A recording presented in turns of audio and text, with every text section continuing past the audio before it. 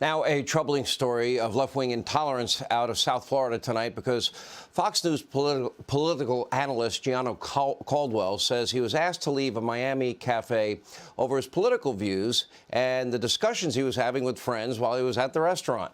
Now, Caldwell tweeted over the weekend, quote, "I can't believe what just happened. I met up with friends for breakfast at Paradise Books and Bread in North Miami, and while we were there having discussions about politics, we were told by the owner that we were not welcome there because we aren't politically aligned, which is outrageous." You know, now, Paradise Books and Bread, they said in a statement in response, quote, "A group of people came in, ordered their food, sat in the inside corner, talked quite loudly for over an hour. A lot of what they were discussing was very troubling, specifically when talking about women in degrading ways, as well as us using eugenic arguments about their thoughts on Roe v. Wade. Once it was clear that they were finished with their meal, we told them that our views don't align and that the language that they were using was unwelcome in our space. They were offended, the vapors." Anyway, none of that sounds very tolerant or inclusive or even believable to me, but that's what they're saying.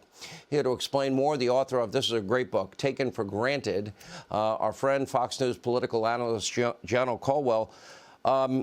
I want to just remind people, you lost your little brother, and you moved with your other brother down to Florida to keep your family safe. You're moving other family members down there to keep them safe. You now have a new calling to help save lives in cities like Chicago, where your innocent brother was murdered back in June. You're working with Congress. You're working with John Walsh. You're doing incredible work. It's become a calling for you. You're there. Were you ever talking about anything involving eugenics? Anything degrading towards women? Because I know you to be a pretty good Christian. That doesn't sound like you to me. Absolutely not. I was not saying anything like that. And thank you, Sean, for having me and being an advisor to me on my brother since he was murdered back in June. But I'll tell you, Sean, for some on the left, intolerance has become certainly the exception and certainly the norm, not the exception. And I'm going to tell you, from what I experienced in that conversation, I met up with some folks that live in my building here in Miami, my first time ever hanging out with them, first time hanging out at this particular establishment. What we talked about was Fox. How do you like working at Fox was their question to me. Are you a conservative? In fact, I am. I have a book out called Taken for Granted, How Conservatism Can Win Back the America's Liberalism Failed. Get a copy. I talked about my brother. I talked about the work that I'm doing with Congress on Capitol Hill for victims of violent crime.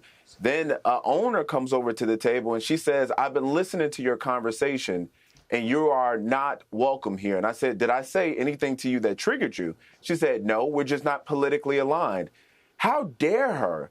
This is modern day Jim Crow to me. I can't believe that me being a black man in America to give my views on conservatism, which I believe saved my life, my Christian values saved my life and the life of many other people that I know, be told that I cannot be in an establishment. This makes no sense to me.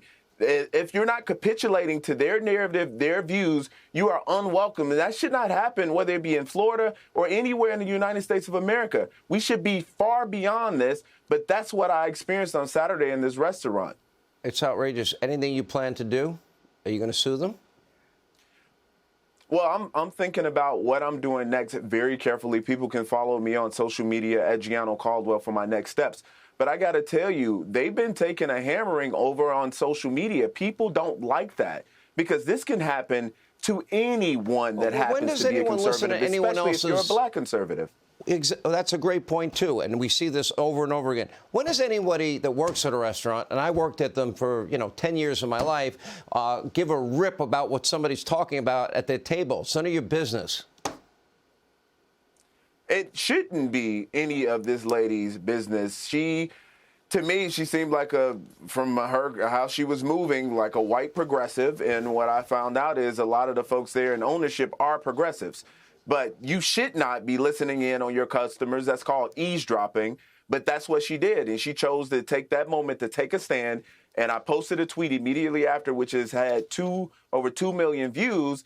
And now they're in trouble because what she did to me was plain and simple discrimination. Again, this is modern day Jim Crow. If you don't go with what the left wants you to go with, if you don't follow their narrative completely, then you're in trouble in their eyes. And that should not be the case for any American. It doesn't matter what color you are, you white, black, or indifferent. You should not be discriminated against. But that's what we saw. But I'm hoping that Governor Ron DeSantis is going to take a very close look at what's going on here, because he said no discrimination in Florida, and what I saw was discrimination.